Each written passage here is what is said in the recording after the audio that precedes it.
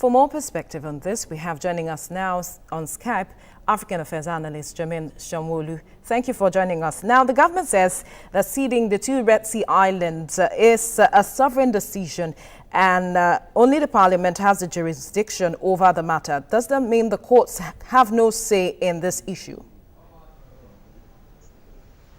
Oh, thanks for having me today. Well, actually, they're right that the parliament is the one who has the jurisdiction to actually ratify that law that or that enactment that the government passed to cede the Red Sea islands of Tehran and also Sanafe to the Saudis. But actually, the judge has a part to play because the judiciary is showing that they have independence and they cannot be muzzled or ridden over by the government and the executive arm of government. So I believe what the judge has done is trying to stand up for the interest of the common Egyptian people.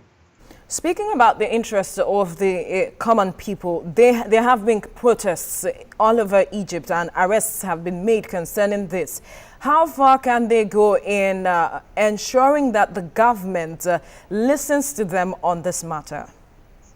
Well, you're very right there that there have been a lot of protests. Actually, last year when it actually happened, there were over 250 people arrested and there were 150 people that were sentenced to up to 2 to 5 years in prison for protesting about that. Now, the common people, I know in Nigeria, they're talking about the sale of assets. This to them is more like a sale of strategic assets of the Egyptian people. And that's why the judiciary is saying, you know what, we're going to stand up for the people.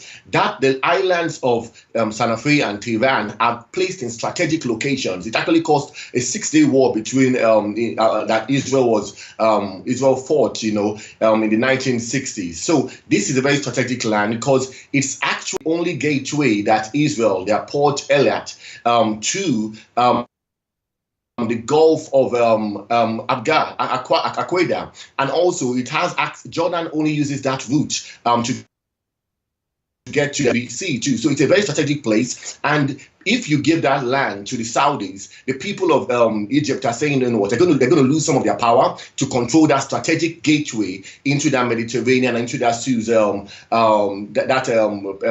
Sinai Peninsula. So it's very important that the Egyptian government has to listen to the voice of the people and say, we're going to keep those properties, those islands, and let them belong to us. But do you think that the government can renege on its already agreed plan with the Saudi government on this matter, looking at how far the Egyptians are willing to go concerning this? Well, it is very interesting because it's going to be hard for the government because they have been offered a lot of goodies to actually give those two lands up. So you now begin to wonder that why is it that those islands are very important? First of all, the Saudis are promised to actually give the Egyptians in form of 21 economic agreements totaling up to $25 billion. And also there's even a joint investment fund worth of $16 billion that is going on because of these two islands, and it's going to be investments of up to $1.5 billion in form of agricultural and also infrastructural developments. There's also going to be a bridge that's connecting Saudi and Egypt. So there's a lot of economics and a lot of financial benefits that Egypt seems to lose out for if they don't go to this agreement with the Saudi government. So that's why the government is standing firm and saying they want this to pass because they'll have a lot of economic benefits. But also you should ask yourself that why is Saudi going to commit so much money to just two islands? That's because they're in strategic locations, and that's why the Egyptian people are saying we don't want the money, we want that power, we want that neutral zone.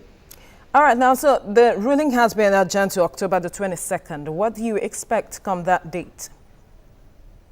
Well, I believe it's going to be a battle of the judiciary and the executive. They are going to, the judge is still going to maintain his stand, and they're going to keep on fighting till the Egyptian people get control of that land, and that's what they actually want. But we must also remember that it's a bit dicey too, because in the 1960s, what actually happened was that Saudis actually gave up that land to avoid a war with Israel, and the Saudis now saying we want the land back, we want the islands back, and the Egyptians are saying, you know what, we're not going to give the islands back. They've been ours, and I believe they're going to take it to the court. They're going to stand and they're going to say, you know what, we want that land, we want to keep the islands, and nothing is going to let go. So the adjournment will just be, it may be a case that may actually prolong for a long time, because the Egyptian people, they feel they have a lot to lose, and the Saudis, they have a lot to gain. So it's going to be a tough battle, but let's see who will win at the end of the day. All right, African Affairs analyst Jermaine Sanwoolu, thanks for your time on TVC News. Thank you much more.